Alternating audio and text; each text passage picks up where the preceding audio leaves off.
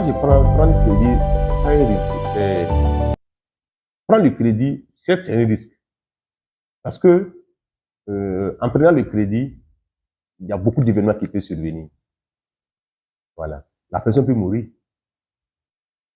Voilà. Ça, c'est un risque. C'est un risque inhérent qui peut survenir. Et l'activité même peut prendre un coup. L'activité même sur l'activité que vous avez financée peut prendre un coup. Il peut y avoir des questions d'incendie qui n'est pas volontairement, c'est involontaire aux membres.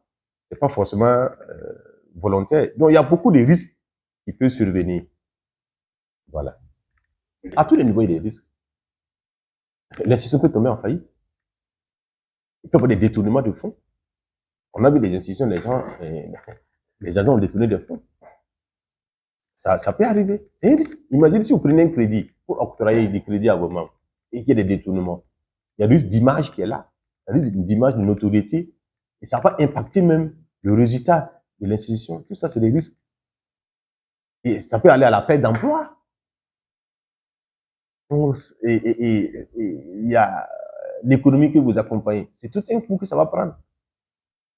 Tous ceux qui ont leur épargne chez vous, si ceux qui connaissent l'épargne, il y a des institutions financières, des microfinances, qui ne connaissent pas l'épargne. Ils ont uniquement que le crédit. Ceux qui connaissent l'épargne, imaginez-vous, vous venez déposer votre argent, vous épargnez 1 million, 2 millions, 100 millions. On prend cet argent, on donne à des membres. Ils n'en ont pas à rembourser. Imaginez les conséquences. Vous comptez sur ça. Vous avez fait une prévoyance sociale. Vous avez épargné pour réaliser des projets. Vous avez venu déposer votre argent. Et il y a eu des détournements. Ou bien pour des événements imprévus qui sont survenus. Vous n'avez pas accès à votre argent. Imaginez vos projets. Vous voyez ce que ça peut faire.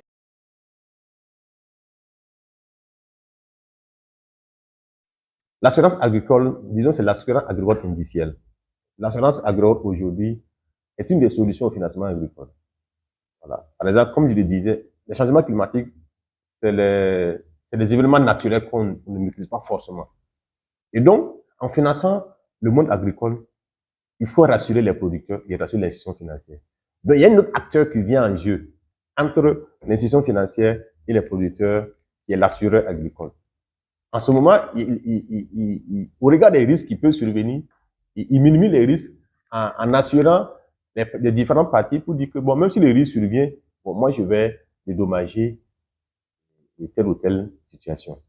Voilà. Ça réussit l'institution financière de donner aisément le crédit pour savoir que même s'il y a des soucis, il y a une assurance qui peut supporter. Et le producteur aussi sait que sa production, s'il y a des inondations, ou bien s'il y a des sécheresses, il sait que il sera dédommagé.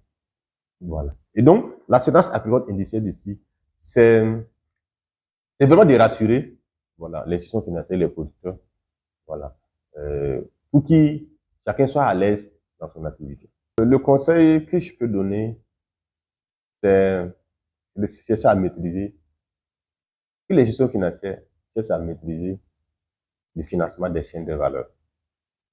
Vous ne pouvez pas financer ce que vous ne maîtrisez pas. Et la maîtrise ici passe par les procédures. Il faut que d'abord dans vos procédures, il soit clairement mentionné que vous êtes dans cette dynamique pour financer en fait les chaînes de valeur. Développer des produits adaptés. Voilà. Alors quand je prends le cas du maïs, le cycle de production du maïs n'est pas la même chose que le cycle de production de l'arachide.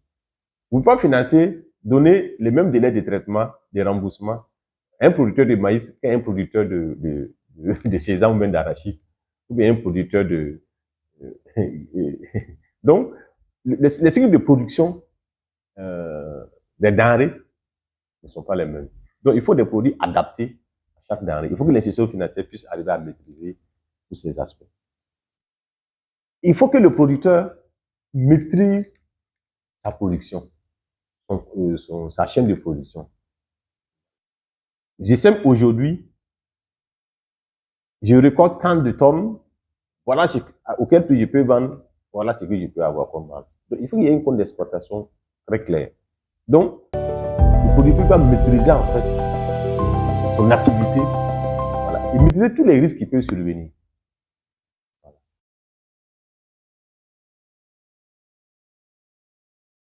que l'avenir est très radieux. Le gouvernement actuel a lancé l'offensive agro-pastorale. C'est une très bonne initiative. Donc, il y a déjà une prise de conscience au niveau de l'autorité. Et la dynamique est déjà enclenchée. Et beaucoup repartent aujourd'hui vers l'agriculture. C'est déjà une bonne chose. Donc, l'avenir est radieux. Voilà. Parce que l'autorité a déjà donné le ton. Et c'est de bonne guerre que nous, les jeunes, et les institutions financières, puissent maintenant développer des produits, que chacun ait des portions où il peut faire quelque chose. Voilà, parce que, comme vous disiez tantôt, la consommation des denrées, je prends par exemple le maïs. Aujourd'hui, si vous prenez 10 ans, 20 ans en arrière, peut-être que le maïs, c'est juste pour transformer en farine et le tout. Mais avec les différentes richesses, les différentes initiatives, on fait beaucoup de choses aujourd'hui avec le maïs. On peut faire les chips avec. Donc, la transformation, il y a beaucoup de produits dérivés qu'on peut avoir avec le maïs. En tout cas, il y a plein de choses, de transformations que les femmes développent qui est très bien. Même sur les enfants, sur les adultes, il y a plein de dérivés de transformations que nous rencontrons dans les foires.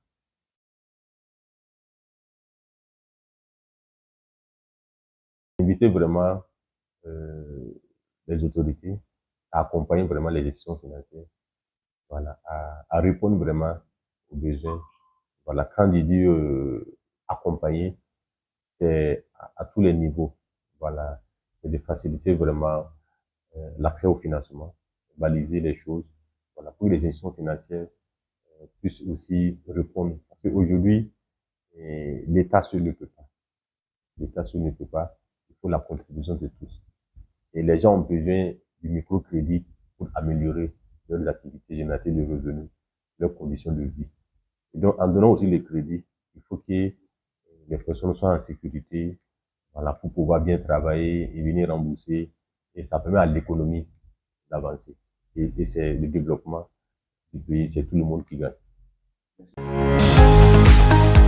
Plongez dans un monde d'expertise et d'innovation. Leader, entrepreneur, chercheur, personnalité influente. Joignez-vous à nous pour partager vos idées, vos succès et vos innovations avec l'Afrique et le monde. Abonnez-vous et rejoignez-nous dès maintenant sur Elite TV. Elite TV, le tremplin de l'élite africaine.